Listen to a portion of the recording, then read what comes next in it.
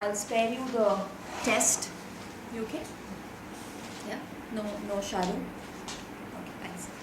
So we won't do the test. We'll just have a quick recap because as you know, most of these studies are connected. And if you missed the first, I don't think anyone's missed last time.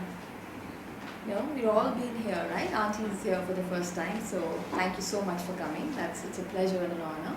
I'll do a recap so she'll get a gist of what we're doing, okay, and what we've been doing. So the first thing we saw last time, do you remember?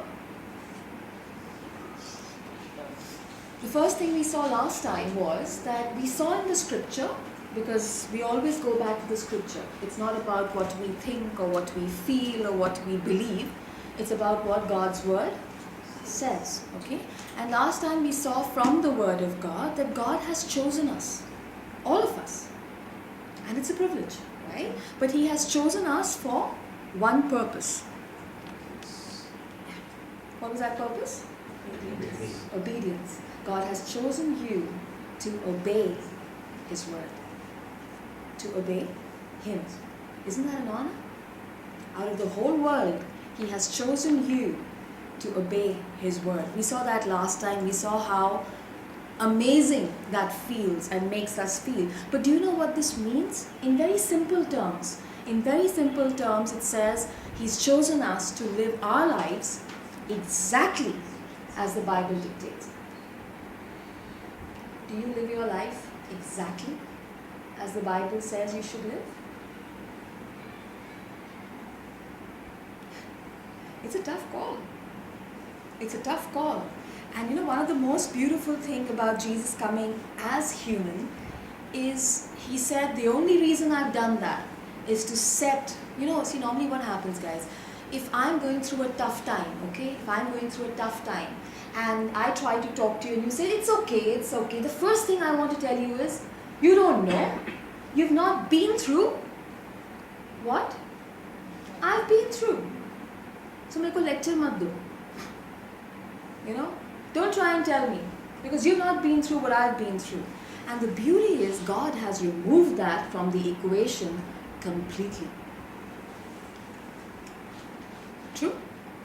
You can never turn to God and say, I can't obey your word. Look at my husband, look at my wife, look at my children, look at my neighbors, look at everybody, they're so mean. I can't obey your word because you don't know what it feels like. He says, I know what it feels like. Because Jesus came down, right? So there is no question of we are human. You get that? That excuse has to go out the window because Jesus became human. The reason the Bible keeps saying that He was not God, He was a son of man at that point, the reason He gave up His godhood is so that He can relate to you and me in the same terms. Right?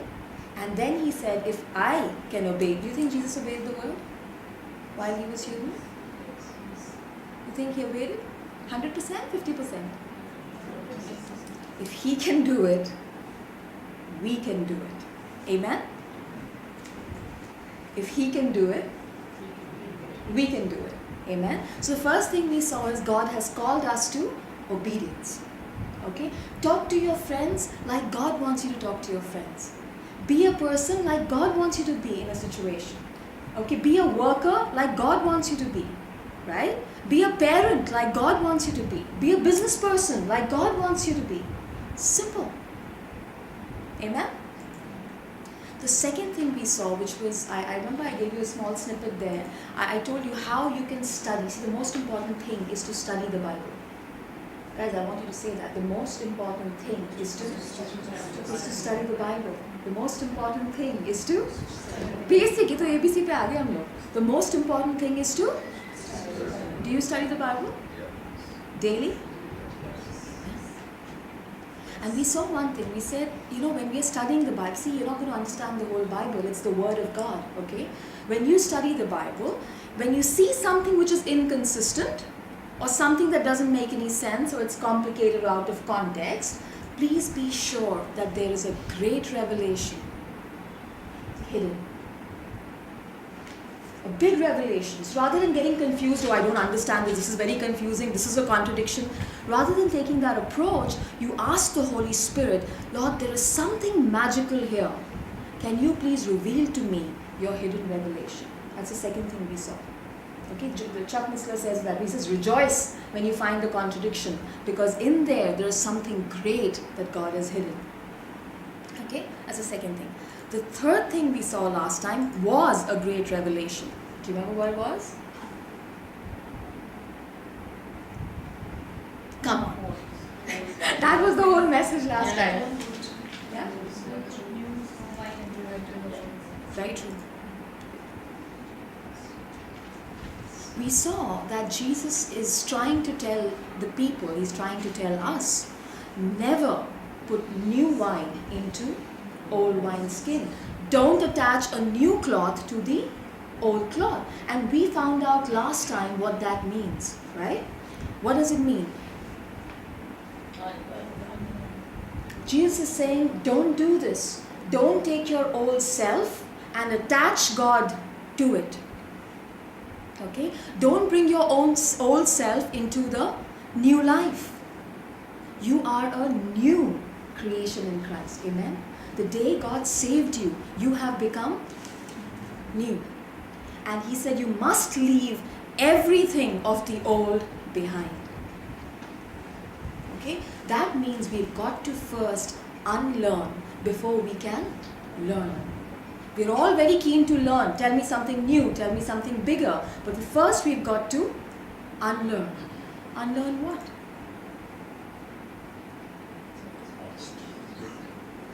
Everything. Everything. We had old habits, we had old ways of thinking, old ideas, old ways of talking. Maybe before we came to know God, we were very rude in the way we talked. I was going to say, switch that phone off. Hello. I'm busy. Right. So maybe we had a way of thinking, a way that we used to talk, a way that we had, ideas that we had. You know, maybe we believed, okay, if you don't talk nicely to me, I won't talk nicely to you. Okay, let me give you an example. Sometimes in our old self, we have something called the silent treatment. Anybody know what's a silent treatment? You know what's a silent treatment? You know? So if you're very angry with somebody, let's say a husband and wife, they had a fight, very angry, could not solve it.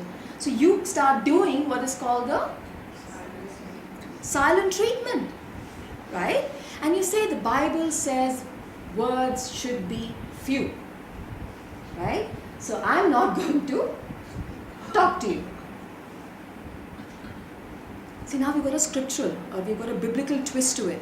I'm not talking to you because if I'm going to talk to you, I'm going to say something bad. So now for 4 days, we're not going to talk to each other. It's called the silent treatment. How many of you know that the silent treatment is a philosophy of the devil? You know that? You know that? The silent treatment is a philosophy of the... Why? Because you know what the Bible says? The Bible says, do not let the sun go down on your anger. The Bible says that? Right? Do not. It's an old philosophy. It's coming from somewhere. We put a new twist to it and say, let my words be few, so I'm not going to speak to you. But we have violated the principle of the Word of God. You know what Jesus said? If you look at the Beatitudes, he said, settle matters quickly with your adversary. Right? And when you're fighting, that person is your adversary. He's your enemy or she's your enemy. Settle it quickly, Jesus says. Don't let the sun go down on your anger. It's okay if you don't agree. It's okay if you haven't made amends. But don't go to bed angry. Bury it with the Lord. Say, Lord, if He doesn't see, fair enough. I'm not going to be angry and bitter and screaming and crying on my pillow and going to bed. No. My God is still God. Amen? God doesn't change His throne because we meet difficult people. Right? We've got to give all of that away. Amen? We are a new wine in the new wineskin. Nothing of the old. So how do we do that? How do you do that? How do you realize that, Lord, I can't? See, because I don't know about you, I really believed you can have all the old way of thinking, old way of dressing, old way of talking, old way of behaving, old way of sleeping, old way of eating, and you can just keep adding new scriptures to yourself. But Jesus says it is very, very dangerous. He's not saying it's okay, dhire dhire you learn, doesn't matter. He doesn't say that. He's very clear. He says it is very dangerous. Look at the parable. Look at what he's saying. He's saying the wine skin will burst. The cloth will tear. He's talking about total destruction. Right? So the first step to changing is to realize that thing is dangerous. Guys, if you can, decide today, Lord, today I bury my old self. Can you make that promise to God right now? Lord, mujhe nahi malum what thinking of mine is the old way. I don't know what things from the world have come in. I don't know where I've learned wrong things from my parents, wrong things from my society. I don't know what ways of mine are wrong. But today I'm going to bury it. I want to be new wine in a new wineskin. Amen? You want to take that today? Don't worry why I didn't do it so far. I got baptized 7 years ago. I believed in Lord 45 years ago. Don't think about that. Today is a new day. Today you decide, no new wine in my old skin. Amen? So realize the danger. Funnily, the first thing I told you was that, it's dangerous because Jesus says it's dangerous. Enough. Okay? But see something very strange. Okay? See what happens when old and new things combine. It's an amazing revelation. If you look at Matthew 8, okay? In Matthew 8, there is one story. You know the story? It's a true thing that happens, not a parable, where Jesus is going and there are two demon-possessed people. Right? Remember the story? And these demon-possessed people, the devil inside them comes and says, why have you come to torment us? And then this devil starts telling Jesus, okay, you drive us into this herd of pigs. You know the story? Everyone familiar with the story? And then Jesus says, okay, and he drives the demon out. They go into the pigs go into and they drown. Okay? Now just see if you've got this part, okay? See this. Matthew 8:32 says this. Jesus said to them, go. Okay? So they came out, went into the pigs, and the whole herd rushed into the lake, died. Those tending the pigs ran off. They went into the town. They reported all of this, including what had happened to the demon-possessed man. Then the whole town went out to meet Jesus. Okay? When they saw him, they pleaded with him to leave their region. Isn't that strange? Isn't that strange? The whole town comes out to tell Jesus, please, can you leave from here? Okay. Look at something. Look at this verse. Look at verse 33. Okay, I've never seen that before, mind you. See what it says. He says, those tending the pigs ran, went to the town. They told what happened to the demon-possessed man. Who gives the testimony? Who goes and tells the whole town what just happened? Who goes? The people who were tending the pigs. Who do you think would be tending the pigs? Who, suppose you're going on the road, who will be tending the cattle? Either the person who owns the cattle or the person who's been hired to look after the cattle. Right? So who do you think was tending the pigs?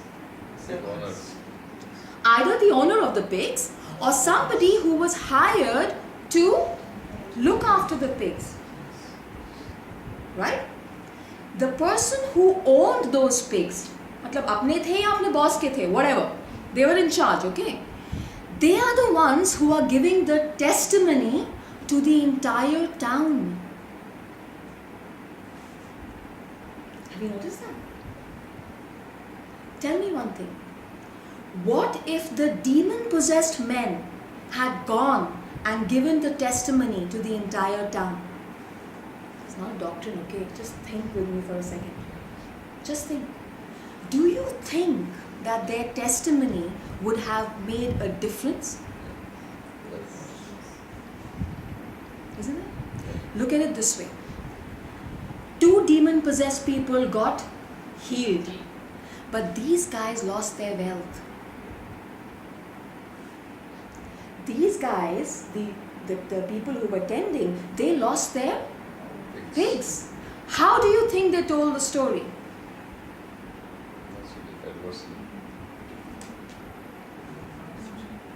Think. If tomorrow God comes to you and says, I'm going to take away everything you have, okay, because I want to prove a testimony, how do you think you are going to narrate that story? Very excited?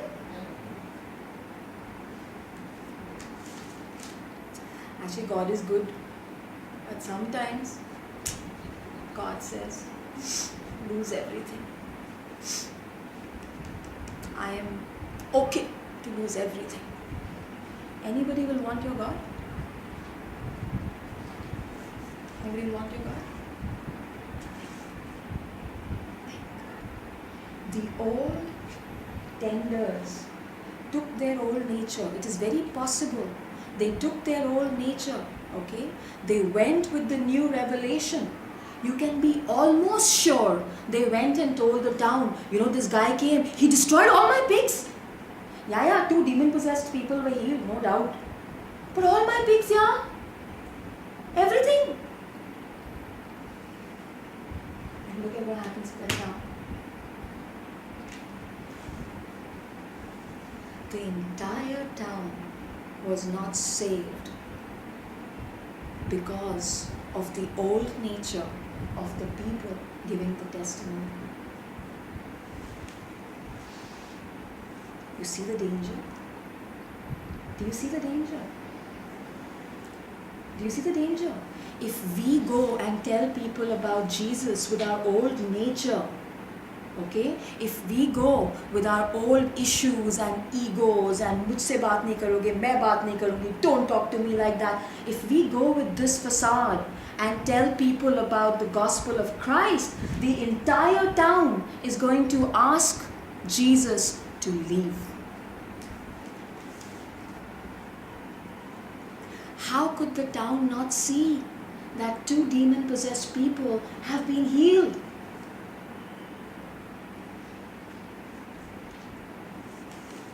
Do you see the danger of attaching new doctrine to your old self? Guys, no one is going to believe in your Lord if you do that. Now do you know why Jesus calls it dangerous? It's going to destroy my testimony. I was so sad Atma before I met Jesus. I'm such a sad Atma now. Where is the joy of the Lord? Where is the peace in the spirit? Our testimony has to be, I was so angry, now I'm so cool. I was so impatient, and now I'm so patient. Nothing of my own. Do you see the danger? The whole town, guys. How many lives will we destroy if we don't put away the old self? Every single thing from the old. Amen? So the first thing, we realize the danger. I'm trying to show you from scripture the danger. Guys, your relatives are never going to be saved. Your friends are never going to be saved. the people you care about and someday have a passion on your spirit about, they're never going to be saved if we don't discard every single thing from our past that is not as per the word of God. The Bible proves it. That's why Jesus is saying it's urgent. Don't do that. Second thing, once you know the danger, don't worry. Lord, there's so much to change. Lord, because half the times you won't even know what things you're bringing in which don't agree with the word of God. See, some things you'll be able to see, but there are many things. When situations come, you will realize you have these things. Apart from that, you won't realize. Right? So the first thing to do after you realize and understand God's heart, why He's saying that, why is He making it tough on me, why is He saying I can't behave that way? You can't because it has consequences, right? Just start praying. Simple. If you want to do this today, just start praying today. If you don't want to, I don't want to. Fine.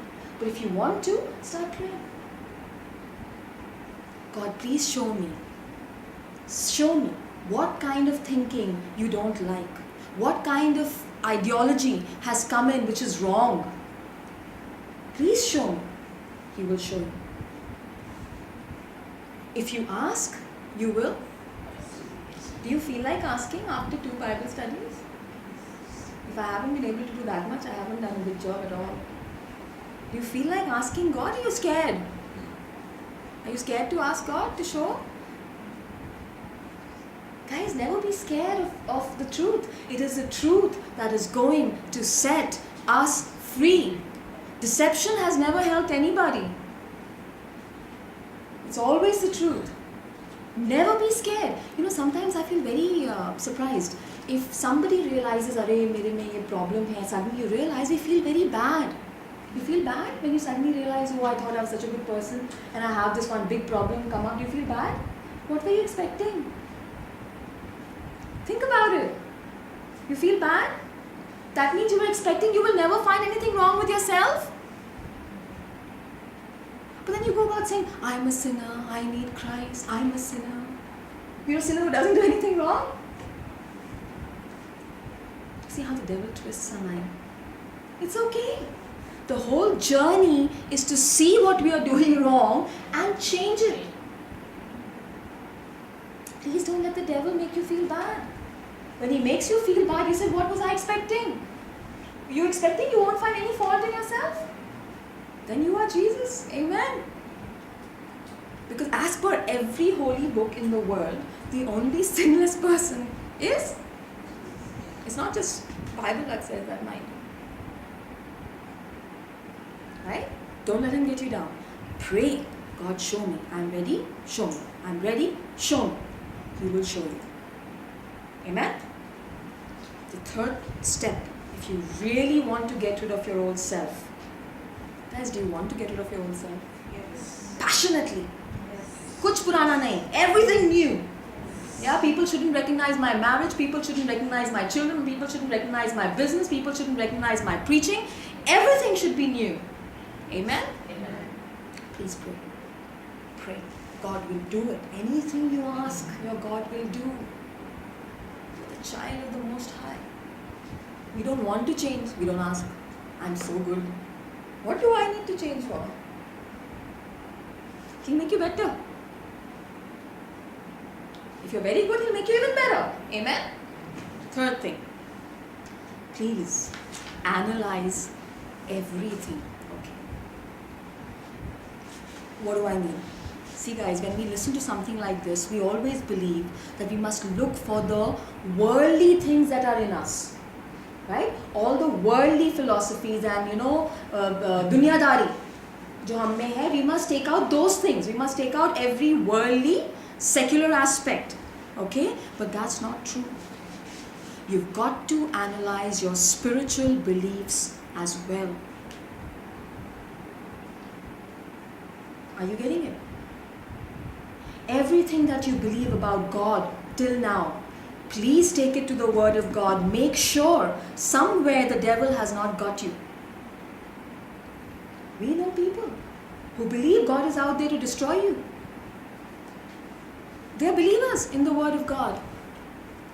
And they don't see the grace. They don't see the love of God. They don't see that God keeps saying, I want to bless you. I want to bless you. Have you not read that? How can someone who reads this book believe that God is out to destroy you? Some random story they'll pick up somewhere and take it as a sign. It's funny.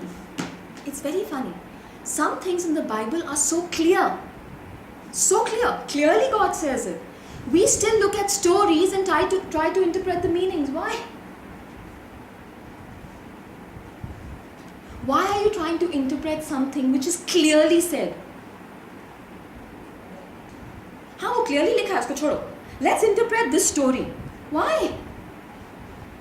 The Bible says, the Bible says, God said, I hate a lying tongue. Your Bible says? What? God hates a lying tongue. The tongue that lies, God, it's clear. We are finding excuses in the Bible, some story somewhere that says maybe God is okay with lying. Why? Story में interpretation हो सकता है. Verse तो clear है ना? You getting it? The story might be open to interpretation. The verse is absolutely clear. Just stop lying. Simple. God, sorry. I know I've been lying. Really sorry. Sometimes I lie little, sometimes I lie more, sometimes I lie here, sometimes I lie there. You hate it. I'm not going to do it. Help me, Holy Spirit. I'm not going to lie. Just help me, Lord. It becomes tough. Help me. You getting it? Please analyze your spiritual beliefs as well. What you believe about God, what you believe about your life, what you believe about what the Bible says, please recheck. Because we hear so many things and so many people are saying so much stuff and we've heard this and heard that and somewhere we thought our experience says this, Please check it with the Word of God. Clear? Analyze everything. Let me show you a scripture. Again, an amazing revelation. Matthew chapter 3. Got the wrong verse there. Guys, the wording is correct. The title is wrong. Okay, it's Matthew chapter 3. This verse is from Matthew chapter 3. Just see what he says. Amazing. Okay, how the Bible is written by God. He says the eye is the lamp of the body. Okay, if your eyes are healthy, your whole body will be full of light. Who's saying this? He's saying the eye is the lamp of the body. If your eyes are healthy, your whole body will be full of light. But if your eyes are unhealthy, your whole body will be full of darkness. What's he trying to say? Keep your eyes healthy. Don't look at wrong things. Right? Don't let the wrong images go into your spirit. Don't even look at reality, I would say. Look at the Word of God. That's where you look, everything else. But look at the next verse. If then the light within you is darkness, how great is that? What does that mean? See, पहले जो बोला समझ में आया. Keep your eyes healthy, right? Right? Everything will be healthy. Look at good things. But now Jesus is saying, if then the light within you is darkness, how great is that? Have you ever wondered what the scripture means?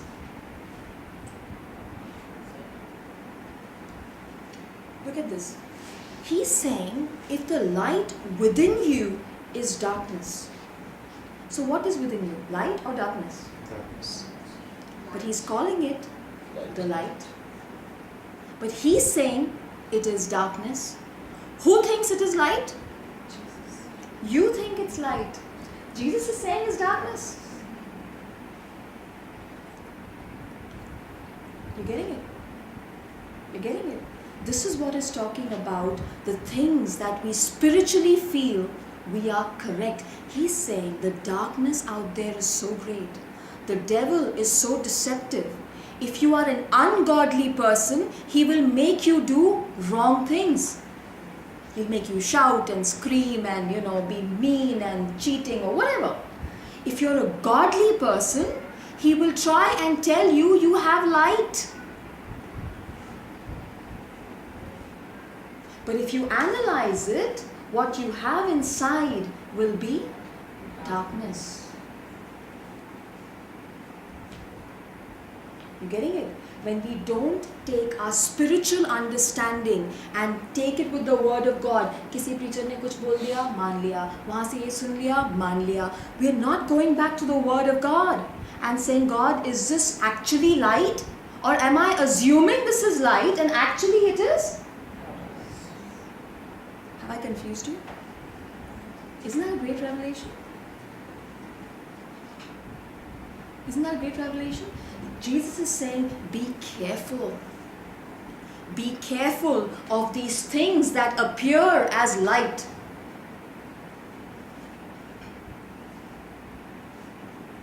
Just because you like something, don't accept it. Okay? Make sure it is the light. Right? Just proving that if we want to get rid of the old, we need to analyze everything. Amen? The first thing was you realize the danger. The second thing is you pray, God, show me what of my old self has come in. The third thing is you take everything under the spiritual light of the Word of God. Guys, I guarantee you, even right now, there will be so many spiritual things that you think are as per God's Word, and they will not be. Other things, so I'm lying, shouldn't lie. I'm angry, shouldn't be angry. I'm gossiping, I shouldn't be gossiping. I'm, giving a false testimony, I shouldn't be doing that. I'm being impatient. These are things that you do know. You understand them as darkness. What are those things that you think are light?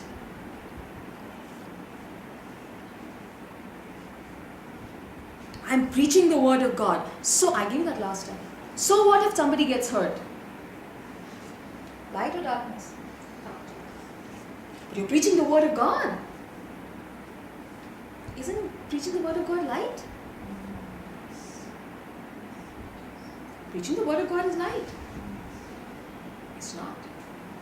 Because the Bible says when you preach, you do it with gentleness, you do it with respect, you do it with honor, you do it so as not to hurt. You don't change the truth. You don't say, yeah, it's okay, Jesus is one of the many gods and blah, blah, blah. You don't change the truth. You speak with respect. That's light.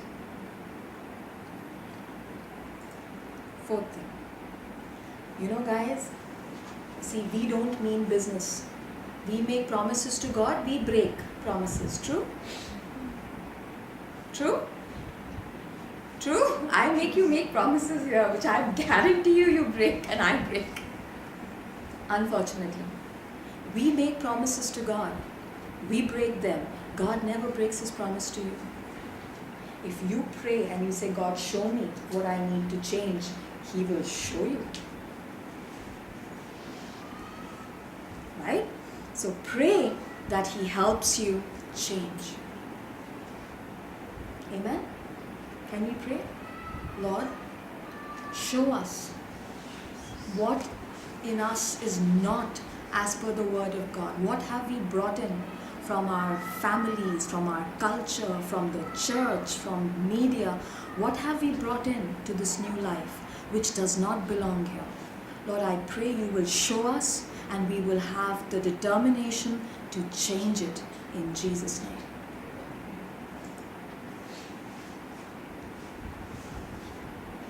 The last point. Please be determined and let it go. It's not worth it. It's not worth it. Guys, guys, I don't know whether I can say guys have more of an ego than girls, but guys, let it go. Let the ego go. Ego just gives you 1 minute of satisfaction. It makes you lose everything else.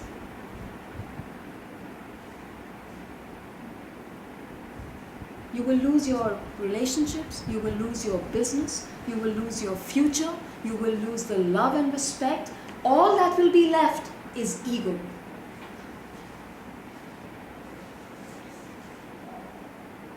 Somebody slaps you right now, you get angry.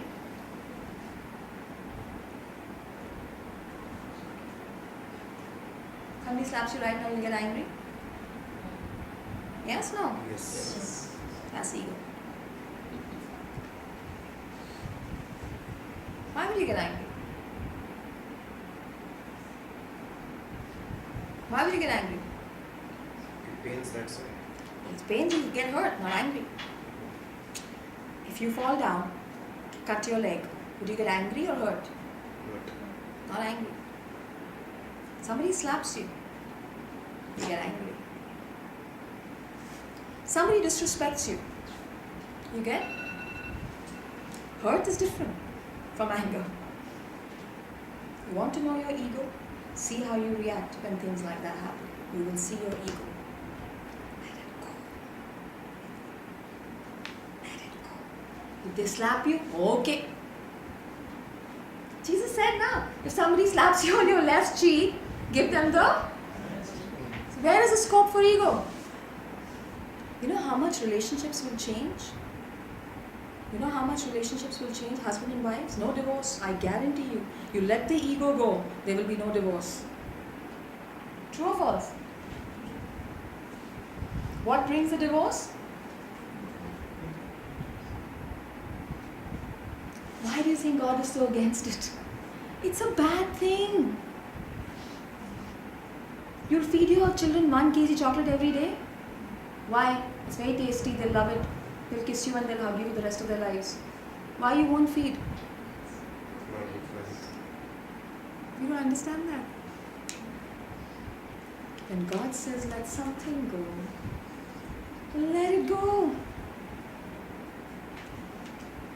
Fizul ki debates, fizul ke arguments, unnecessary conversations. Let your words be few. Let it go. It's their own self. If I can prove you I'm right, I'll prove to you I'm right. Tell you one thing, honestly. Let's say you did something you achieved, okay, something big. You came to a group of people and suddenly somebody else took the credit for it. What would you do? See, if we are ungodly, we will say, you didn't do that, I did that. Suppose he and I will go for a meeting and I do something great and he comes and says, you know what I did? If I'm ungodly, I will say, you didn't do that, I did that. I did that. If I'm godly, I'll say, yeah, excellent. Actually, nah. I mean, he didn't say. See what happened? I said. Only difference. If you don't get credit, leave it. Your Father in heaven sees. You did it for credit? Jesus has a word, remember? Beatitudes. He's saying if you pray to show people, the only reward you're going to get is the show off. I will give you no reward. आप लोग याद है? We did that. He doesn't say you'll get less reward. He said you will get no reward. If you fast to show people how great you are, the only reward you're going to get is people will think you're great. That doesn't add to your life at all. 5 people think you're great, you'll become a millionaire. Will you? God thinks you're great, you might do. We're not after money anyways. Amen? Amen. Let it go. See, you know guys, when we say God is looking, just think about it this way. This analogy was given by Sister Stubbs. I thought it was beautiful. The Bible says, don't be conformed, remember? But be transformed. And she used this analogy. She used 2 animals as an example. And I thought that was mind-blowing. Because this is what she says. Remember? Do you remember? She said a chameleon and a butterfly. What does a chameleon do? It conforms. If there's a brown background, it becomes brown. Nothing about the chameleon changes. It just adds another color. See, we always assume it's talking about the world. Don't conform to the world. It's also talking about conforming to the word. We don't believe the word. We come into a context and we just add color. And in the house, something goes wrong. We are screaming and shouting and oh my God and what's going to happen now? Then we come to a group of people and they say, God is great. Yes, God is great. He can do anything. Yes, He can do anything. If God is great and God can do anything, then what were you crying about?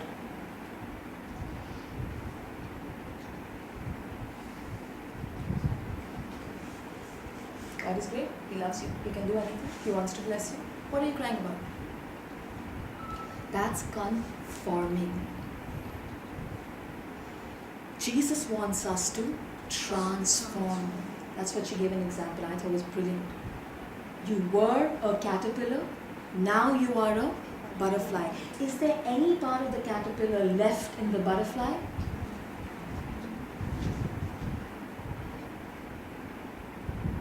People should see you and say, are you the same person? They touch you and say, are you the same person? What happened to you? You totally changed. That's when you become a believer. See guys, a little deep, okay, a little deep, just a little deep. Why do you think God chose Israel? He chose Israel. He chose Israel. Israel was a nation, a country, a nation. A nation means a group of people, right? Why did He choose Israel? Think of it this way. God knows man's heart is rebellious, right? He chose a nation. He said, yaar, nobody's listening to me. No one is following what I'm asking them to follow. At least you as a nation do the right thing. Right? He said, you are my holy nation. I'm setting you apart. Everybody else will go left, you go right. You getting it? He was trying to preserve a group of people who would live life as per what God says. Because nobody was doing it. Nobody else was doing it. Israel also didn't do it. Now see, just see. What does God call you and me? If you go to the New Testament, what does He say? We are a holy nation. We are a royal priesthood. We are the new Israel. Even then, He was trying to get a group of people who would obey beyond anything else. Even now, He's trying to get a group of people who would obey beyond anything else. Are you getting it? Are we the holy nation?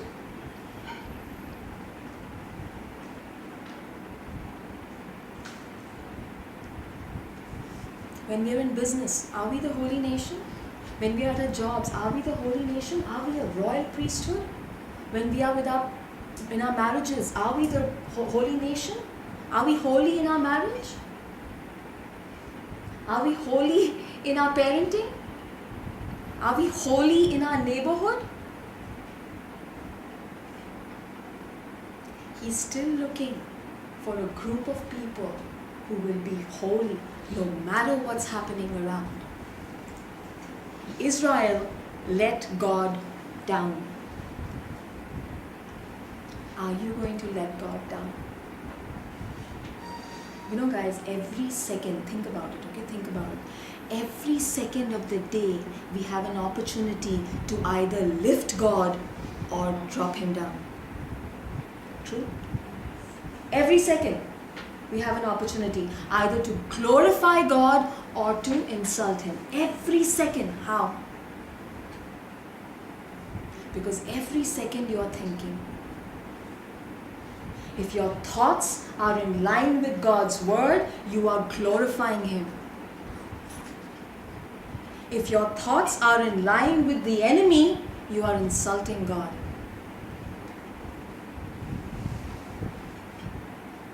When we criticize people, when we think bad about them in our heads, we are insulting God. The Bible says so. Not gone into the start of our study. Anyways, the secret, so this is what is total transformation. So how many of you want to be butterflies? They're beautiful creatures. Probably one of the most beautiful. How many of you want God to see you as a butterfly? Trust me, if you had a butterfly which was only half transformed, half caterpillar, half butterfly, it would look very ugly. Don't you think? In nature, if a poor caterpillar didn't make it all the way and half was left, it will look really ugly. Imagine how we look to God. But we can. The Bible says, be perfect just as your Father is perfect. Right? The secret to total transformation, guys, is God's word. What do I mean? Guys, you cannot change unless you become a student of God's word. Say this carefully. Listening to messages of other preachers is not going to transform you. It helps. Okay? You getting it? Right? Few hours of prayer here and there are not going to transform you. If you really want to be transformed, you can listen to a message, go back to the Word of God, see those scriptures, study it for yourself, understand it, make sure it works, and then start saying, okay, Lord, do I do this? Yes, I do. Moving on. Do I do this? No, I don't do this. From this day onwards, I'm going to do this. That's what transforms you. Videos, all that's great. Fine, it just helps. Other people's insights help. You got to sit down with just take one paragraph a day. One paragraph a day and just see, okay, Lord, what are you trying to say? See what he said. If the light inside you is darkness, how much did he speak to you with that one verse? Sit down. The Bible and you. Guys, we all shortcut people. All shortcut people. Chuck Missler, you do the research, then tell me. If you eat Maggi noodles the rest of your life, how healthy do you think you're going to be? You need food. Ek para, if it becomes, and trust me, you think it's boring, I give you my written guarantee. It's the most interesting. You can't get that much kick out of achievement or winning a ball game or making $1 million as you can when you open God's word and you see his hidden secrets. It's exciting.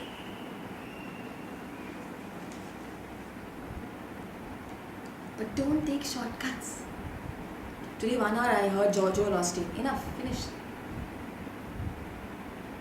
You'll never transform. I'm sorry to say, you will never transform. It's the word of God. It's the word of God. First thing I will stop with this. The first thing you need to know, the word of God is absolute.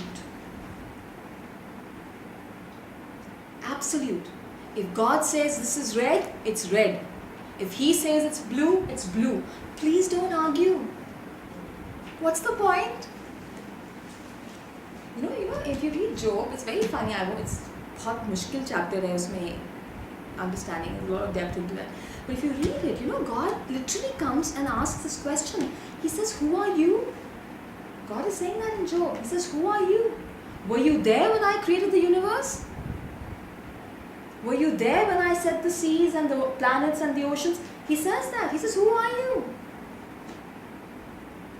Literally, he's saying that you're trying to say, I am bigger than your word. I know more. If I let somebody slap me here, then they will walk all over me. Lord, what are you talking about? Have you seen my husband? You want me to say sorry to him? When you wrote, say sorry, you didn't meet my husband, Lord. That's why you wrote. You didn't meet my wife. And Job says that.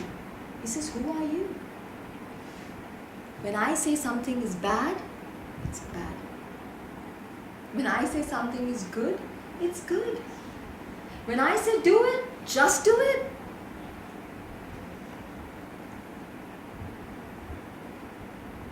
You really think you can come up with a solution better than God?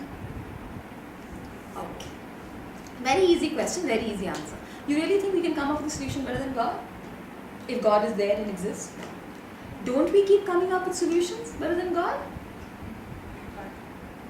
Every time you know the word and willingly disobey it, what are you saying? You don't know you're doing it? Fine. Chalo, maaf kiya. That's what Joyce Meyer says. She said, you didn't know, so you were okay. Now I told you, now you're gone. You better do it. But every time you willingly say, no, ऐसे नहीं चलता, ऐसे नहीं चलता. God's word is saying it, भाई कैसे नहीं चलता?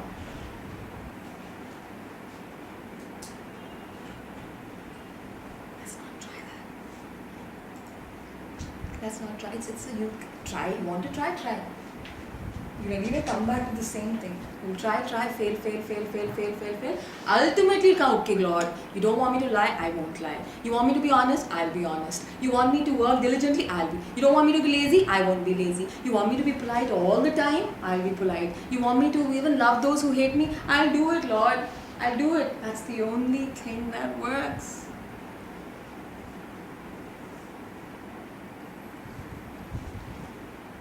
Take time to study it. Guys, you're not going to get it Wednesday to Wednesday. I can't summarize the Bible for you no matter what I do. I can't summarize it for myself. Take time. Think now. ज़्यादा पढ़ोगे, ज़्यादा सही चीज़ें करोगे. The more the blessings. The more you read, the faster you will learn. The faster you learn, the better you will do. The better you will do, the more the blessings. If that doesn't inspire you to read God's word, there's really nothing much more I can do. After you study, put it into practice. What did you study today? Put it into practice. God, I'm not going to be angry. I'm not going to be impatient. I'm not going to be lying. I'm not going to put your word down and reality above. I'm not going to do these things. Your word comes first.